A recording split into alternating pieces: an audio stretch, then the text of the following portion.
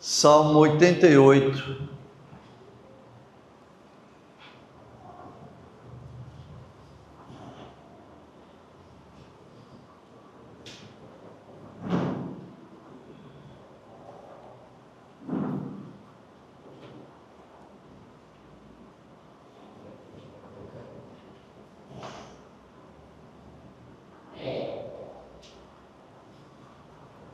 Este é um salmo com 18 versículos. Nós vamos percorrer todos esses versículos, certo? Vamos percorrer todos esses versículos. Mas agora eu quero dar ênfase apenas no versículo 1, porque ele é como se resumisse toda a mensagem do Salmo 18, ou do Salmo 88. Então preste atenção no versículo 1.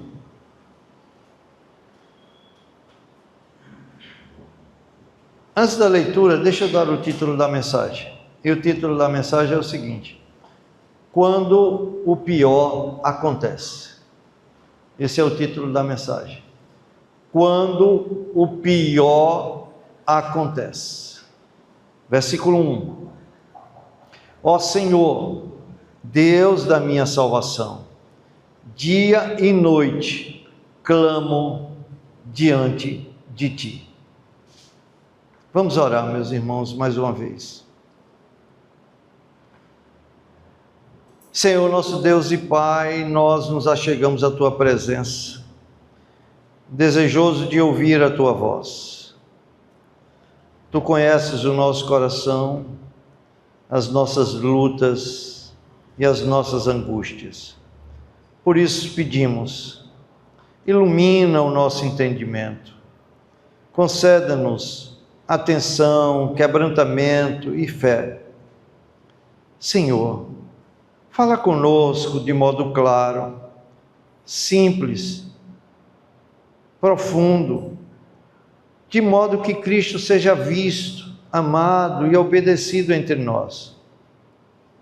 Que esta palavra encontre caminho, penetre fundo no nosso ser e produza, Senhor, arrependimento para aqueles que estão em pecado, consolo, Senhor, para aqueles que estão desalentados e esperança, Senhor, para aqueles que estão desesperados. Assim oramos, em nome de Jesus. Amém. Quando o pior acontece. Meus irmãos, todos nós conhecemos momentos em que a vida parece sair do controle. Vou repetir isso. Todos nós conhecemos momentos em que a vida parece sair do controle. Às vezes, tudo muda por causa de uma única frase. É apenas uma ligação telefônica, pode mudar tudo. Um resultado que vamos receber, ou de um exame, ou de qualquer outra coisa, ou de uma prova, ou de um concurso. Pode ser uma conversa breve, ou até mesmo aquele aviso inquietante, dizendo assim: precisamos falar, precisamos conversar, e dali em diante, o pior pode acontecer. São momentos assim, comuns, profundamente humanos, porque todos nós passamos por isso, em que de repente tudo pode mudar. E muda sem aviso, sem preparo, sem manual de instrução. Nesse instante, aquilo que sustentava a nossa segurança começa a vacilar. O chão parece fugir dos nossos pés. O chão parece menos firme. As certezas que tínhamos se desfazem de uma hora para outra. Entenda. E é exatamente nesse lugar onde as respostas faltam, onde a dor se torna inevitavelmente real e onde o coração já não consegue mais esconder o sofrimento, porque o próprio rosto estampa esse sofrimento. É neste contexto, é nesta realidade que o Salmo que vamos trabalhar hoje à noite, o Salmo 88, hoje na manhã, o Salmo 88 nos encontra. Irmãos, o que é interessante neste Salmo é que quem o escreveu não é um incrédulo. Não é um incrédulo. Nem alguém que está afastado de Deus, ou que está com a comunhão quebrada com Deus, distante de Deus. Não. Sabe quem escreveu esse salmo? Emã, um homem piedoso, um homem consagrado ao serviço do Senhor, alguém que orava, alguém que cantava, alguém que vivia na presença de Deus. E isso é essencial para entendermos o peso deste salmo. Você está compreendendo? Isso é fundamental para você entender o peso deste salmo. E eu vou repetir: quem está escrevendo este salmo não é um incrédulo, não é ninguém afastado da comunhão com Deus. É alguém que está em comunhão com Deus, que canta, que ora, alguém que é extremamente piedoso, que escreveu esse salmo. Isso é fundamental para entendermos o peso deste salmo, porque Emã não fala aqui como alguém que abandonou a fé, mas como alguém que continua fiel, mesmo profundamente ferido.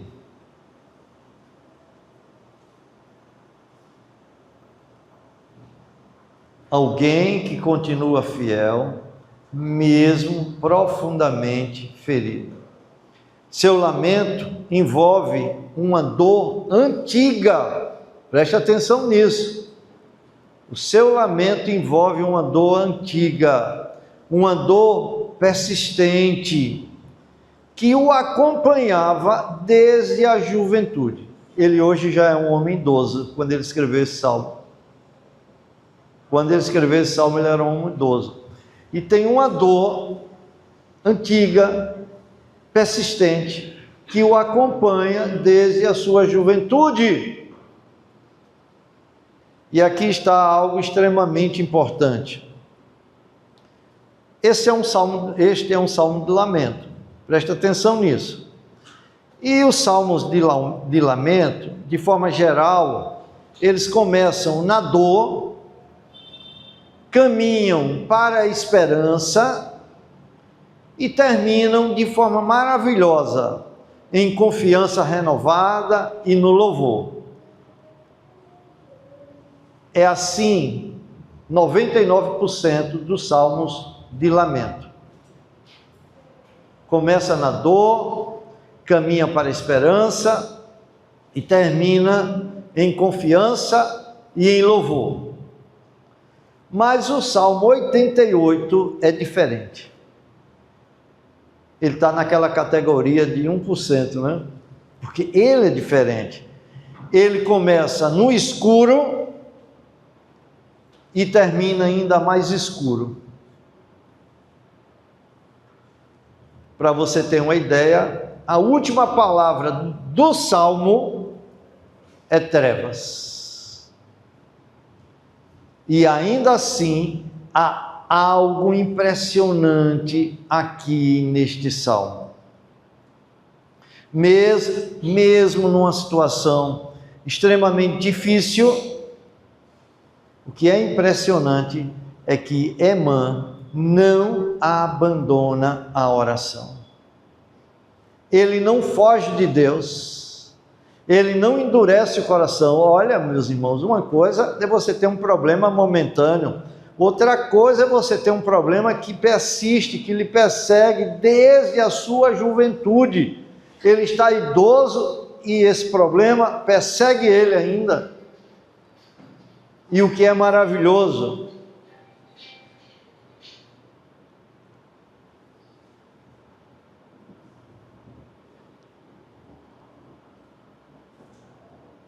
é que ele não abandona a oração.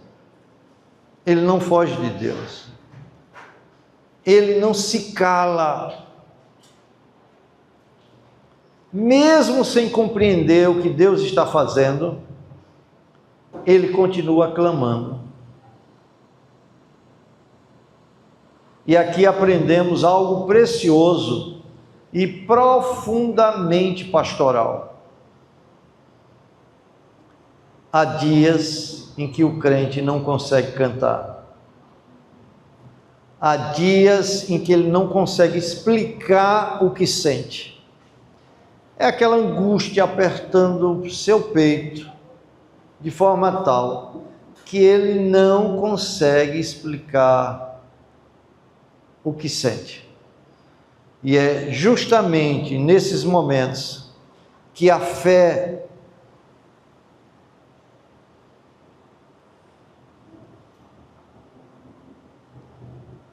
se revela mais genuína. Incrível, né? É justamente nesses momentos que a fé se revela mais genuína. A fé mais bonita, meus irmãos, não é aquela que canta depois da tempestade, quando as coisas estão resolvidas. Essa não é a fé mais bonita. A fé mais bonita é a que continua orando enquanto ainda há tempestade, enquanto está tudo escuro. A fé verdadeira aparece quando a alma ferida continua correndo para Deus. Que incrível! Foi Ele que fez a ferida. E essa alma continua correndo ainda para Deus. Assim, quando o pior acontece a Emã, ele não finge força, ele não tenta parecer inabalável, ele simplesmente se apresenta diante de Deus, com o coração esmagado pelo sofrimento, e perceba algo importante. O primeiro movimento de Emã não é entender a dor, não é explicar a dor, não é resolver a dor, porque geralmente quando estamos em dor, fazemos uma dessas coisas, ficamos tentando dar explicações da dor, ou tentando resolver a dor, ou perguntando a Deus, por que, Senhor, dessa dor? Não, Emã não faz isso. Seu primeiro movimento é levar a dor para Deus. É levar a dor para Deus. Porque o sofrimento, meus irmãos, pode até confundir a mente, mas nunca deve afastar o crente da presença de Deus. Nunca. Há dores que nos desmontam completamente, mas nenhuma dor pode impedir um filho de Deus de clamar ao seu Pai. E é exatamente isso que Emã faz aqui. Quando o pior acontece, ele corre para Deus com a sua dor. Por isso, a exemplo de Emã, quando o pior lhe acontecer, quem sabe você está vivendo esse momento já, agora aqui, do pior acontecendo na sua vida, o que fazer? A exemplo de Emã, em primeiro lugar, expresse sua angústia diante de Deus. Isso está nos versículos de 1 a 8. Emã se aproxima de Deus, consciente de quem Ele é. Olha o que ele diz no versículo 1. Ó Senhor, Deus da minha salvação, dia e noite clamo diante de Ti. Ó Senhor, Deus da minha salvação, dia e noite clamo diante de Ti. Isso aqui é lindo demais, meus irmãos. Mesmo ferido, abatido, quase sem forças, Emã ainda consegue dizer: Tu és o Deus da minha salvação. Que maravilha, né? Quando uma pessoa que está ferida, extremamente ferida, consegue dizer assim, se aproximar de Deus e dizer: Tu és o Deus da minha salvação. E sem perceber, Emã aqui está apontando para o único homem, Cristo, que entraria nas trevas mais profundas da alma, sem deixar de confiar no Pai. O sofrimento de Emã aponta para o sofrimento de Cristo. A confiança de Emã aponta para a confiança de Cristo, que entrou em trevas muito mais profundas do que Emã, mas não deixou de confiar no Pai.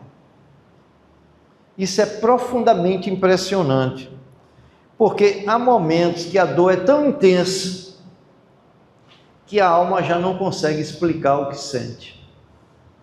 Mas ainda assim, a fé se agarra ao caráter de Deus e diz assim: Tu és o Deus da minha salvação. Queridos, lembrar quem é Deus, mesmo quando os sentimentos falham, é o que impede o coração de afundar completamente no desespero. Se a gente esquecer de quem é Deus, que Deus é Pai, que Deus é bom, que Deus é gracioso, que Deus é misericordioso, então quando os sofrimentos vierem, nós vamos se deixar levar pelo abalo das nossas emoções,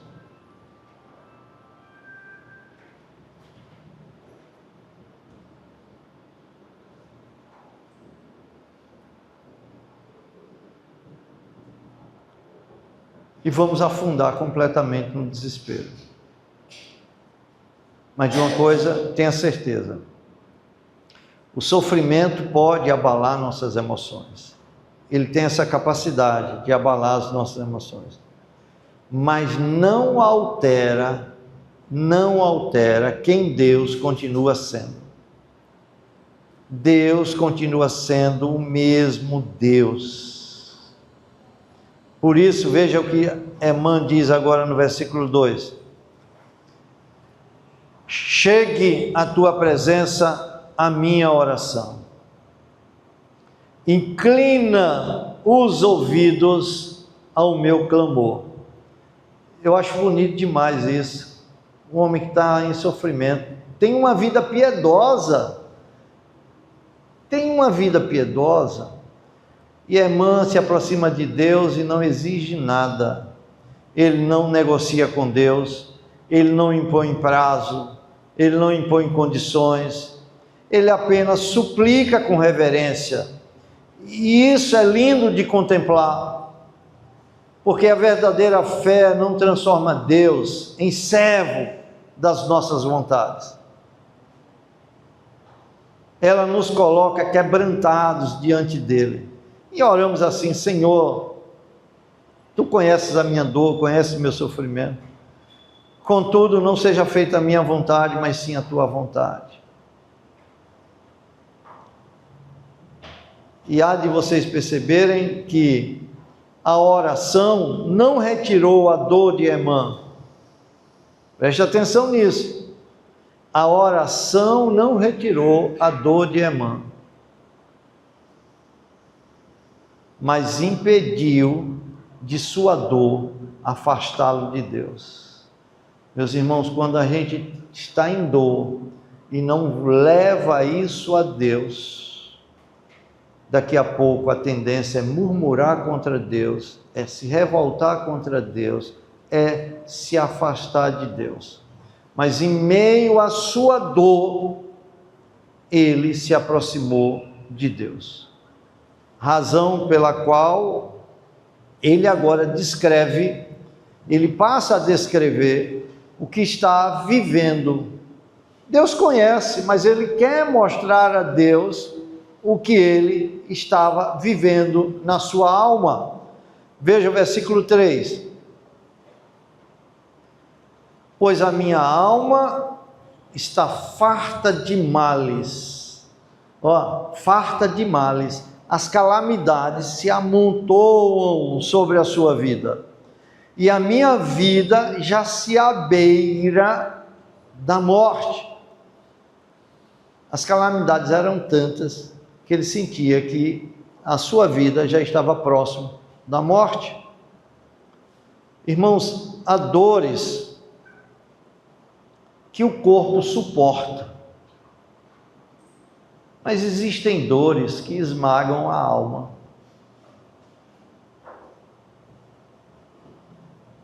E Emã que admite: Senhor, eu não aguento mais.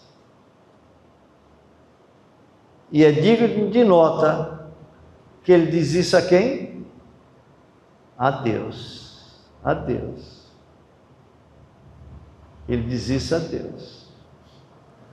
Ao único que pode restaurar a sua alma abatida. Ele corre para a pessoa certa. Porque muitos, quando sofrem, se afastam justamente daquele de quem mais precisam.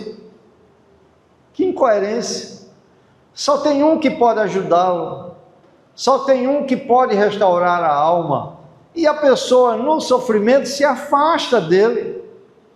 Então Emã passa a contar a Deus quais são as angústias da sua alma. Olha, ele se aproxima de Deus e rasga o coração diante de Deus. E ele diz assim, veja, os versículos 4 e 5. Sou contado com os que baixam a cova. Senhor, se fosse fazer uma contagem daqueles que estão para morrer, eu já estou contado entre esses. Sou como um homem sem força. Sinto-me. Aqui eu estou crescendo esse sinto-me. Atirado entre os mortos, como os feridos de morte que jazem na sepultura, dos quais já não te lembras, são desamparados de tuas mãos. O que a Emã está dizendo aqui? Senhor, eu me sinto como um morto, como um daqueles que foi atirado à sepultura, dos quais as pessoas já não se lembram, que são desamparados das tuas mãos. Então ele está dizendo que se sente esquecido, abandonado, como alguém deixado para trás. Quem já sofreu profundamente sabe. É assim que a alma fala quando chega ao fundo. E aqui aprendemos algo essencial. A dor pode distorcer a percepção do agir de Deus, mas não muda quem Deus é. Deus continua sendo bom, mesmo quando o coração ferido tem dificuldades de perceber sua bondade. Muitas vezes a dor é tão grande, meus irmãos, que não conseguimos perceber a bondade de Deus quando está nos ferindo. É muito difícil realmente, quem está passando por esse momento da dor, perceber que aquele golpe que Deus desferiu sobre ele é ato da bondade de Deus. Porque é difícil reconciliar, é difícil entender bondade em meio à dor. Sempre entendemos bondade de Deus quando estamos isentos de dores. Quando recebemos alguma coisa boa, quando recebemos uma cura ou qualquer outra coisa, aí nós oramos a Deus e dizemos: ó Senhor, muito obrigado, Tu és muito bom. Mas em meio à dor, entender que Deus está agindo com bondade conosco é muito difícil. E veja o que Emã diz, versículos 6 e 7. Puseste-me. Quem pôs ele? Deus. Na mais profunda cova, nos lugares tenebrosos, nos abismos, estou nas profundezas. Sobre mim pesa a tua ira. Parece que Deus está irado contra ele. Esse é o sentimento dele. Tu me abates com todas as tuas ondas. Com todas as tuas ondas. O salmista descreve uma experiência de aprofundamento contínuo, sempre descendo. Aqui não é apenas dor, é profundidade. Não é apenas escuridão, são abismos profundos. O que é que tem lá no abismo profundo? Trevas. E ele diz que todas as ondas de Deus vêm sobre ele simultaneamente. Quem já tomou banho de praia aqui sabe o que é isso. Você está em pé, pega uma onda forte, ela lhe derruba. Quando você se levanta, vem outra mais forte, te derruba. E ele diz: olha, Senhor, minha vida tem sido assim desde a minha juventude. As tuas ondas têm passado por sobre mim. Então, uma me derruba e antes que eu consiga respirar, já chega outra. Eu não tenho alívio. E sabe que eu me sinto agora, Senhor, sem forças. Não tenho forças para reagir. Estou cansado. É a sensação de quem está sendo submergido pela vida, como um homem que foi lançado no mar revolto e agora se encontra sem chão, sem fôlego, apenas tentando não desaparecer. E toda essa dor foi Deus que colocou sobre o salmista. Puseste essa dor sobre mim. E no verso 8, isso ganha mais peso ainda. Olha, no verso 8 ele diz: apartaste de mim. Quem apartou? Deus. Os meus conhecidos. Bom, Senhor, de onde eu podia receber consolo, dos meus parentes, dos meus conhecidos, dos meus amigos, eles me abandonaram. E quem fez isso foi tu. E me fizeste objeto de abominação para com eles. Estou preso e não vejo como sair. Olha o sentimento dele. Senhor, eu estou preso e não vejo como sair. Emã está sozinho, sem apoio humano, sem saída visível.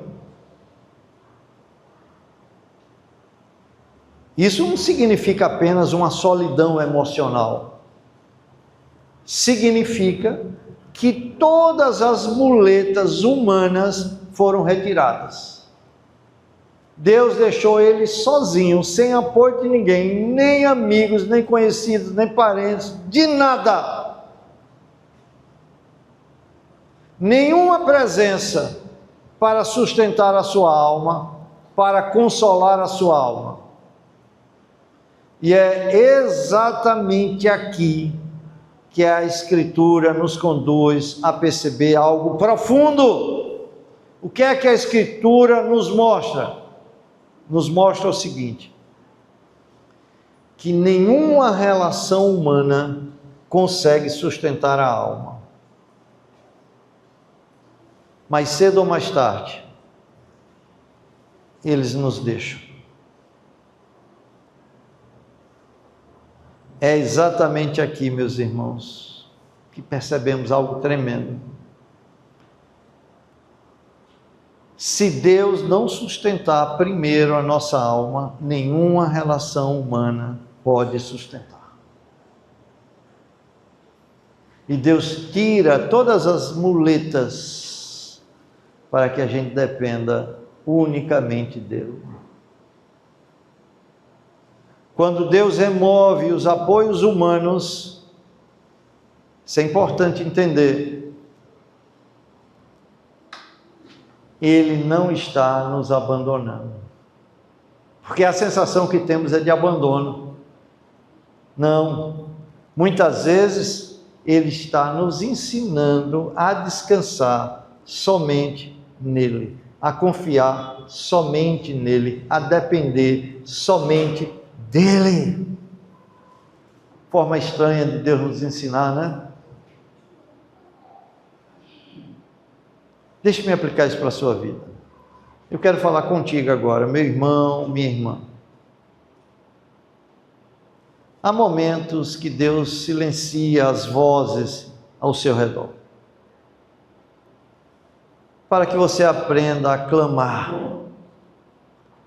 com toda a sinceridade do seu coração.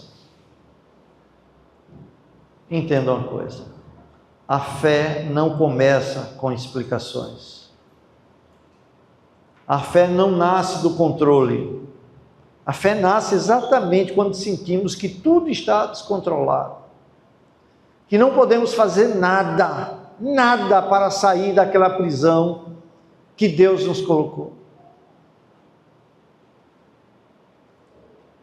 E deixe-me ilustrar para você entender. Imagine comigo alguém perdido no escuro. Não tem um mapa, não tem uma direção. Então ele grita. Mas ele não está gritando porque sabe aonde está. Ele grita porque espera que alguém possa ouvi-lo. Assim, meus irmãos, é a oração. Ela não nasce da compreensão do caminho. Senhor, eu não compreendo o meu caminho. Eu não posso enxergar um palmo além do meu nariz. Mas eu grito. Eu vou ao Senhor. E essa atitude nasce da certeza de que Deus ouve o clamor dos seus filhos. E é isso que Emmanuel está fazendo. Vocês perceberam? Ele leva toda a sua angústia a Deus. Ele ora a Deus. Chama-o de o Deus da minha salvação. Porque ele confia plenamente que ainda que não tenha ninguém para ouvi-lo, porque todos o abandonaram, ele confia que Deus não o abandonou. Ele vai até Deus. Como afirmou Martyn Lloyd-Jones, olha o que Martyn Lloyd-Jones diz. Ele diz algo tremendo, ele diz assim: a oração não é a linguagem dos que entendem o que Deus está fazendo. Isso é lindo, né? Vou repetir. A oração não é a linguagem dos que entendem o que Deus está fazendo, mas o clamor dos que confiam nele quando não entendem. Senhor, não entendo porque as coisas estão assim na minha vida, mas eu oro a Ti.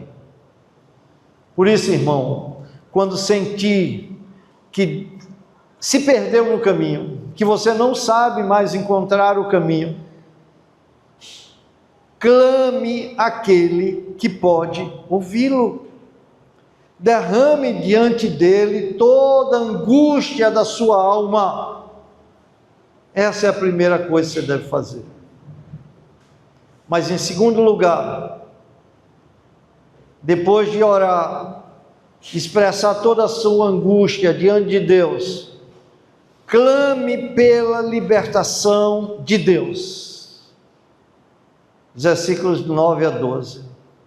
Emã agora clama pela libertação.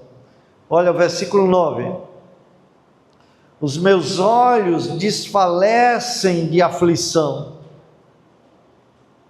Dia após dia, venho clamando a Ti, Senhor. Ele não parou de clamar. E te levanto as minhas mãos.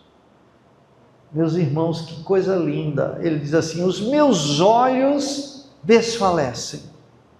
É como se ele estivesse confessando: Senhor, chorei tanto, sofri tanto, já não tenho forças nem para levantar os olhos. E aqui, como vocês viram, era um sofrimento prolongado, que drenava as suas forças dia após dia. Mas percebam algo profundamente precioso. Mesmo fraco, mesmo abatido, mesmo sem compreender o agir de Deus, ele ainda levanta as mãos. Isso aqui não é um gesto vazio. Você sabe por que os piedosos oravam levantando as mãos na direção dos céus? Isso aqui é uma confissão silenciosa de dependência. Isso aqui é como as mãos estendidas de um mendigo, que nada possui em si mesmo e depende inteiramente da misericórdia de Deus. Senhor, eu nada posso, eu nada tenho, está aqui minhas mãos estendidas, eu te clamo, liberta-me, Senhor. Por mim mesmo eu não posso fazer nada, nem ninguém pode me ajudar. Eu me apresento diante de Ti humildemente, como um mendigo totalmente dependente de Ti. Olha o que tem nas minhas mãos: nada, Senhor. Enche-as por Tua graça, por Tua misericórdia. Traz consolo à minha vida, traz conforto, traz libertação, porque dia a dia, Senhor, eu continuo clamando a Ti, com as minhas mãos estendidas. Que lindo, né? É assim que ele se apresenta diante de Deus. Aqui, meus irmãos, é o corpo dizendo o que a alma já não consegue mais organizar com palavras. Ele estava tão desestruturado na sua alma que já não conseguia mais organizar tudo aquilo que ele queria dizer. Então é o corpo, estende as mãos e esse gesto diz tudo aquilo que ele gostaria de dizer. Senhor, olha para mim, vê o que eu tenho nas mãos, nada. Ajuda-me, liberta-me. É como se a Emã dissesse: Senhor, eu não posso, mas Tu podes. Ajude-me, pois estou desfalecendo no corpo e na alma. E aqui, meus irmãos, encontramos uma das partes mais dolorosas desse salmo. Uma das partes mais dolorosas desse salmo, sabe qual é? É que ele ora dessa maneira, continuamente tem orado assim, continuamente tem posto a confiança em Deus e não tem recebido resposta nenhuma de Deus. Deus permanece em silêncio. Essa é a parte mais dolorosa, não? Já pensou você dia após dia, como um mendigo, se apresentar diante de alguém? Me ajude, por favor, tenha misericórdia de mim, estenda as mãos para receber alguma coisa, e nada vem da parte de Deus. É ou não é a parte mais dolorosa do Salmo? E eu disse a você que o sofrimento de Amã aponta para um sofrimento maior, que é o sofrimento de Cristo. Porque séculos depois, outro justo também oraria em meio ao silêncio. E o pai permaneceria calado, enquanto o filho carregava o pecado do seu povo. Irmãos, às vezes o silêncio de Deus machuca mais do que a própria dor. Não ter uma resposta de Deus machuca mais do que a própria dor. Porque existem momentos em que o sofrimento parece suportável, mas a sensação de orar e não receber resposta esmaga profundamente o coração. O que é bonito é que mesmo assim, Emã continua orando. Como disse Martyn Lloyd-Jones, continuar orando quando Deus parece silencioso é uma das maiores provas de fé que um crente pode dar.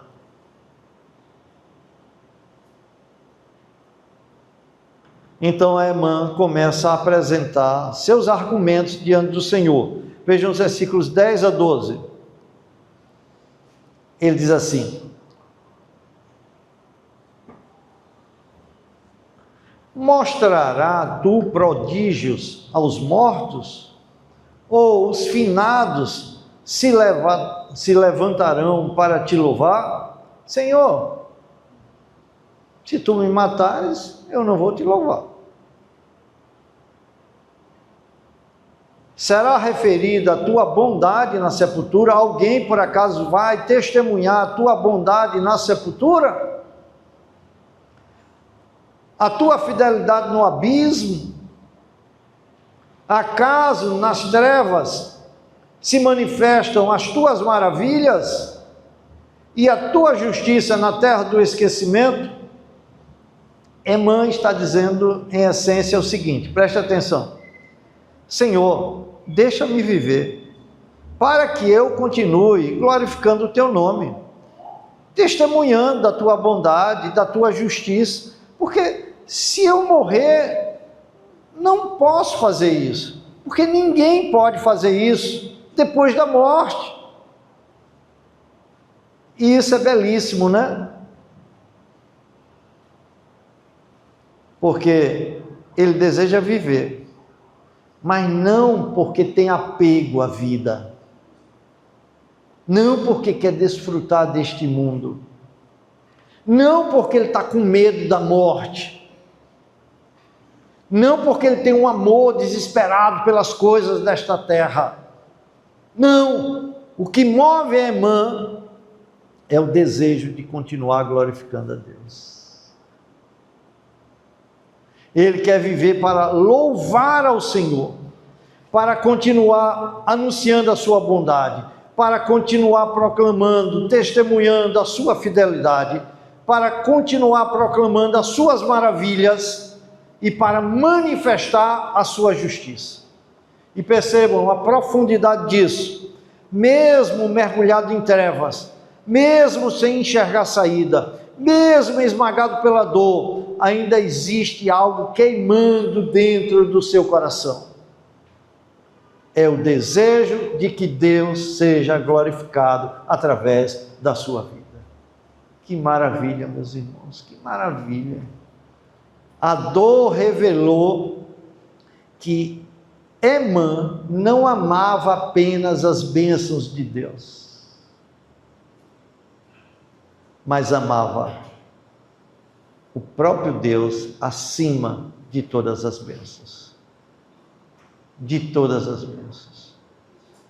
Senhor, eu não quero a libertação simplesmente para desfrutar mais anos de vida, simplesmente para desfrutar os prazeres desta terra, para viver mais próximo do meu filho, de minha filha, do meu parente, para ver as maravilhas desse mundo. Não, Senhor, eu quero que Tu me libertes para que eu possa glorificá-lo, porque nesta prisão que minha alma está, eu não consigo, Senhor, glorificar o Teu nome.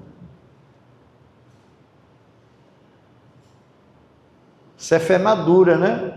Uma fé imatura busca Deus apenas para aliviar a dor. Mas a fé amadurecida aprende a dizer: Senhor, se eu viver, que seja para a Tua glória. Deixe-me aplicar isso para a sua vida. Meu irmão, minha irmã, quando o pior acontecer e você sentir que chegou ao limite, clame a Deus. Não pare de clamar. Clame àquele que pode te ajudar. Clame pela misericórdia do Senhor. Se tem que chorar, chore aos pés do Senhor. Porque às vezes a oração do crente é apenas isso: respirar fundo, erguer os olhos com dificuldade e dizer com voz quebrada: Senhor, socorre-me. Não dá às vezes para ir além disso. Senhor, socorre-me. E a grande maravilha é que Deus ouve, mesmo quando você pensa que Ele está em silêncio, Ele continua ouvindo. Agora, depois de expressar a dor, depois de clamar por libertação, o texto nos conduz ao terceiro e último passo de fé de Emã. E esse é um passo difícil, um passo doloroso, um passo que exige maturidade espiritual, um passo que somente a graça de Deus pode sustentar. Terceiro e último lugar, quando o pior acontecer, espere pela resposta de Deus.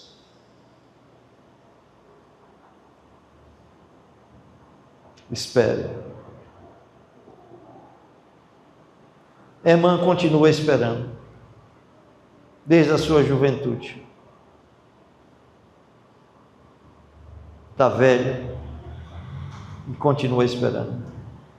Versículo 13. Mas eu, Senhor, clamo a Ti por socorro, e antemanhã já se antecipa diante de Ti a minha oração. Antemanhã é madrugada, meus irmãos, antes do sol nascer, já se antecipa diante de Ti a minha oração. Percebam o contraste, olha o contraste. A alma de Emã está mergulhada em trevas, mas suas orações continuam chegando à presença de Deus antes da manhã nascer. Antes da manhã nascer. É como se ele dissesse: Senhor, a noite da minha vida parece não terminar, mas eu continuo vindo ao Teu encontro antes mesmo do sol nascer. Isso, irmãos, é perseverança na escuridão, porque qualquer pessoa ora quando a alma está em paz, mas continuar orando quando tudo parece escuro, isso é fé madura.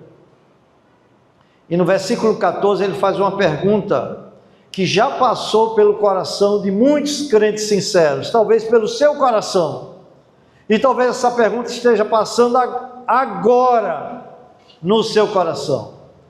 Olha o versículo 14, a pergunta que ele faz: por que rejeitas, Senhor, a minha alma, e ocultas de mim o rosto? Isso aqui é honestidade espiritual diante de Deus. Ele está falando aquilo que sente, muito respeitosamente. É a alma dizendo diante de Deus aquilo que ela sente. É a dor conversando com o Senhor, em vez de fugir dele. E essa é a direção certa, porque a dor levada à presença de Deus não destrói o crente, ela o sustenta. Escuta isso: o sofrimento se torna destrutivo quando passamos a conversar com a nossa própria angústia.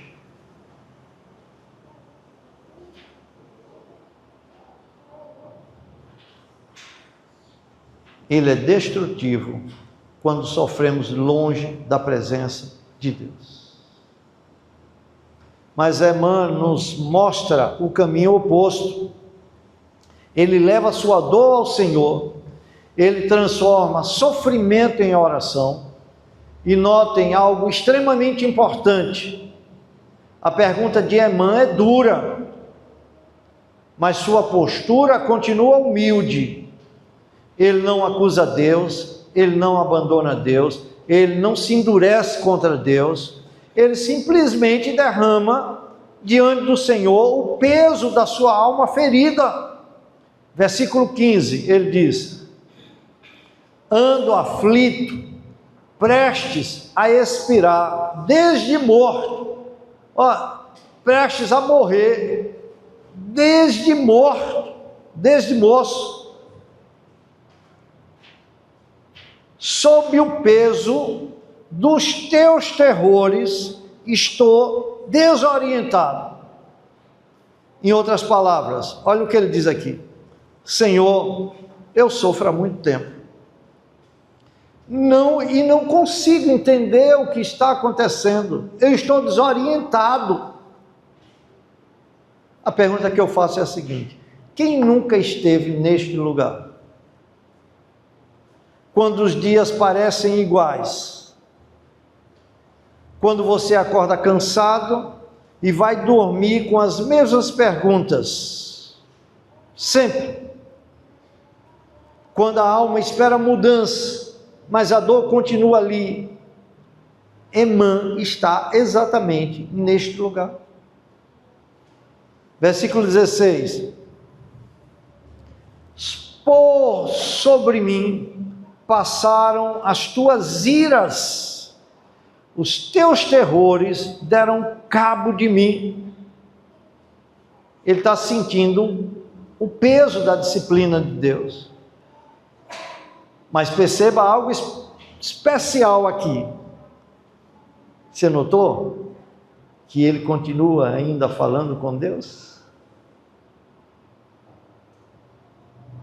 Ele ainda está falando com Deus. Você sabe o que isso significa? Isso significa que a graça de Deus ainda está sustentando ele.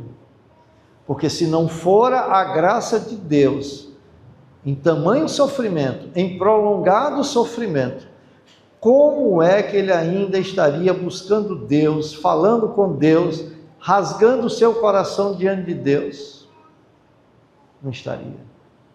Só a graça de Deus. Porque se tem uma coisa que acontece quando o coração se endurece, a primeira coisa é abandonar a oração. É abandonar a oração. Mas não, Emmanuel continua orando a Deus. Ele continua clamando. E no versículo 17, a dor parece se intensificar ainda mais. Só são 18 versículos. Eu estou no 17. E no 17, que era para dar um alívio, Não, a dor parece se intensificar mais. E eles aqui são os terrores da ira de Deus que ele mencionou no versículo 16. Me rodeiam como água, de contínuo a um tempo me circundam. Uma aflição vem e antes de respirar, outra já chega. Quem já passou por isso sabe. O cansaço não vem apenas da dor.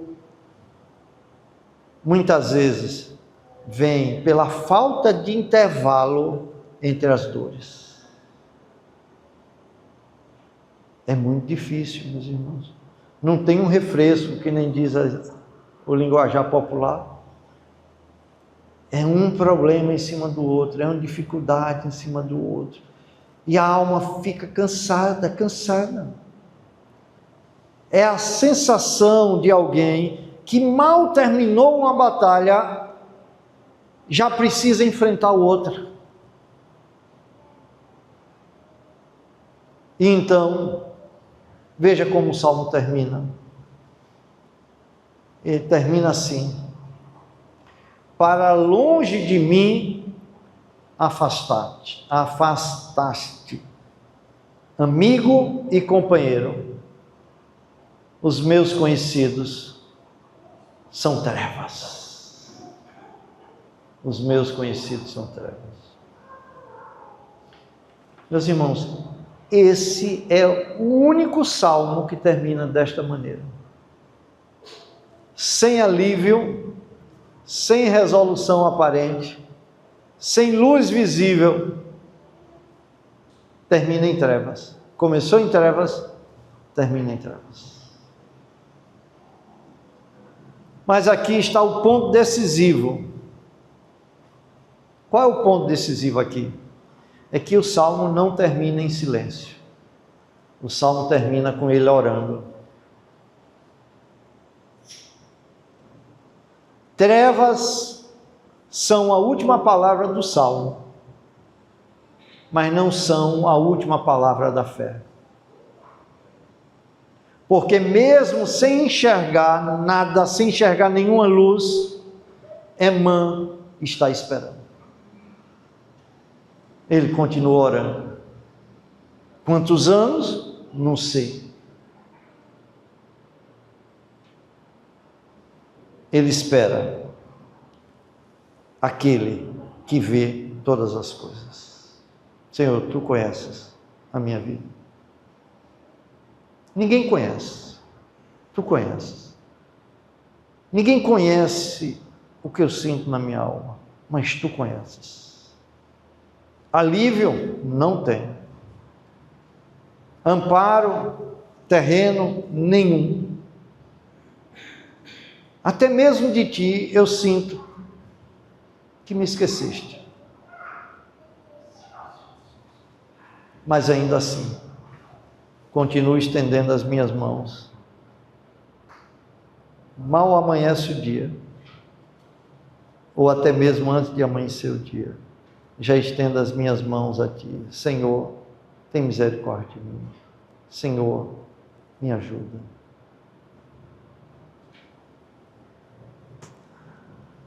Meus irmãos, às vezes Deus demora para responder. Mas não porque tenha abandonado você, mas porque Deus está moldando você, Deus está quebrando você.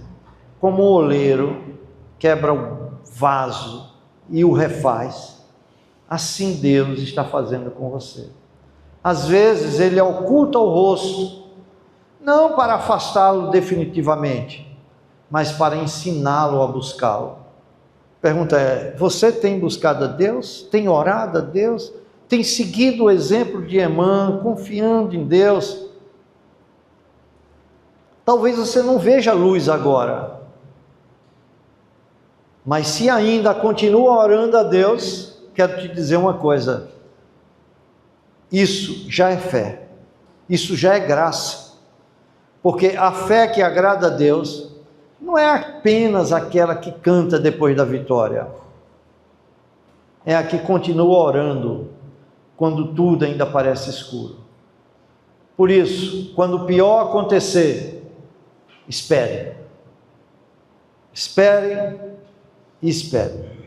Espere com lágrimas, espere cansado, espere tremendo, mas permaneça aos pés daquele que pode te ajudar, daquele que pode te aliviar, daquele que pode te libertar.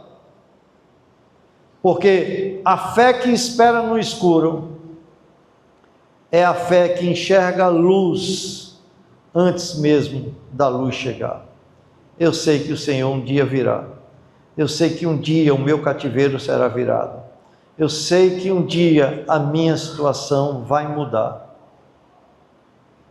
E eu continuo esperando, estendendo as minhas mãos em oração a Ele e derramando a minha angústia diante dEle. Concluo. Irmão, talvez você esteja hoje exatamente onde Emã esteve. Com a alma pesada, cansado de lutar, sem forças para explicar o que sente. Talvez você esteja atravessando a longa noite da sua alma, quando o escuro parece não ter fim, e o amanhã parece nunca chegar. Talvez existam orações acumuladas, lágrimas derramadas em silêncio, um coração cansado de esperar respostas, e em alguns momentos Deus parece cada vez mais distante. Mas o Salmo 88 está na Bíblia. Mas o Salmo 88 está na Bíblia para lembrar de algo essencial. Mesmo quando você não consegue enxergar a luz, Deus continua sendo a sua salvação. Confesse diante dele: Tu és o Deus da minha salvação. Emã não viu mudança imediata no cenário. A noite da sua alma não terminou rapidamente. A dor não desapareceu. As respostas não chegaram de imediato. Mas algo permaneceu firme. Sua fé não se apagou. Sua esperança continuou no Senhor. E o que sustentou Emã na escuridão não foi aquilo que ele sentia. Foi aquele em quem ele continuava esperando. E agora, irmão, você precisa olhar ainda mais longe. Ouviu bem? Agora você precisa olhar ainda mais longe. Porque existe alguém que entrou em trevas mais profundas do que Emã jamais houve ressurreição. A ressurreição chegou. A luz raiou. Por isso, meu irmão, a noite escura da sua alma não será eterna. Ainda que você tenha que esperar até morrer, sem ver a solução do seu problema, a noite escura da sua alma não será eterna. Em Cristo, as trevas não têm a palavra final. O silêncio não tem a palavra final. Porque em Cristo, até a noite mais escura, já carrega em si a promessa da manhã da ressurreição. Que Deus nos ajude.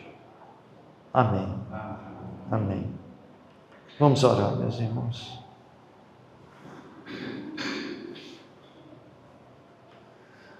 Senhor, Senhor nosso, nós te damos graças pela tua palavra.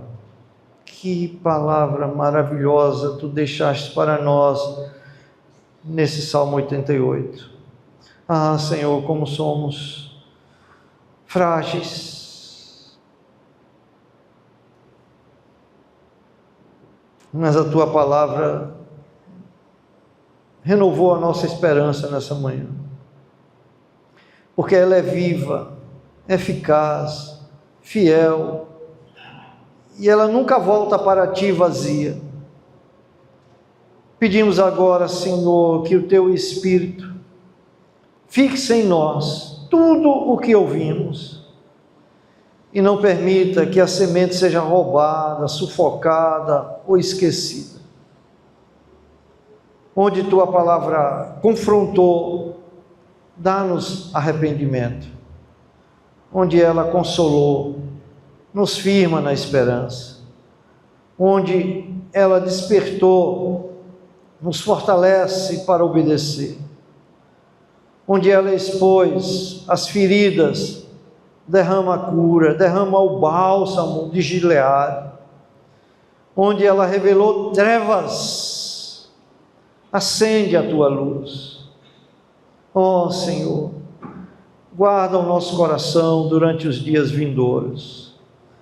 Que a verdade pregada hoje se transforme em vida amanhã. Que Cristo caminhe conosco, nos sustentando quando formos fracos, nos erguendo quando tropeçarmos e nos guiando quando não soubermos para onde ir. Confiamos em Ti, somente em Ti, e descansamos na Tua graça. Em nome de Jesus. Amém. Amém.